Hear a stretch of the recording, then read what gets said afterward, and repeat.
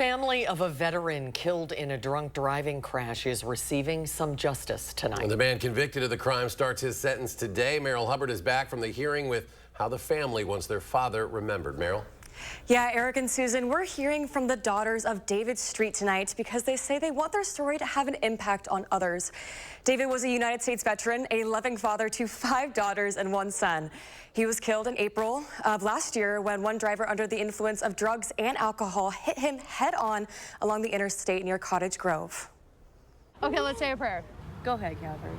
We pray and we pray for healing. Healing is their biggest battle after their father died last year when a driver under the influence of drugs and alcohol hit him head on. My father's death was 100% preventable. His name was David Street. He was a U.S. veteran, father of 6 kids, and his family calls him a jack of all trades. Seriously, people loved him, right? He could talk to anybody.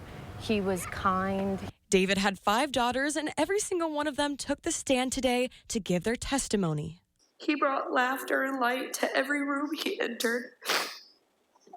He was always willing to offer a helping hand to his children, who were by a long shot his pride and joy. They talked about how goofy their father was. But look at the song. Because his door was closed. Shake your rump to the funk. Okay. Shake your rump to the funk. They talked about how their father served honorably in the Marine Corps and that when he was home, he was a brilliant baker.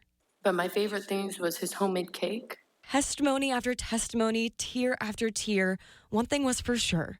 David is irreplaceable. So he was one of a kind.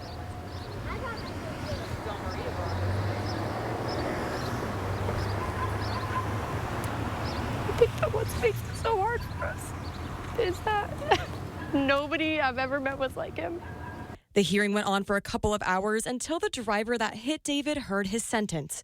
28-year-old Jesse Boley will spend 8 years behind bars with 5 additional years of extended supervision.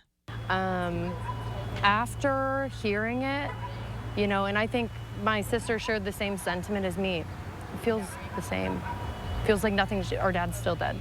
So it feels like nothing's changed. Although the judge delivered a just sentence, the reality is the Street family will need time to heal and to accept a life without their dad. Your choices matter, that the things that you do matter, including, when you think nobody's watching.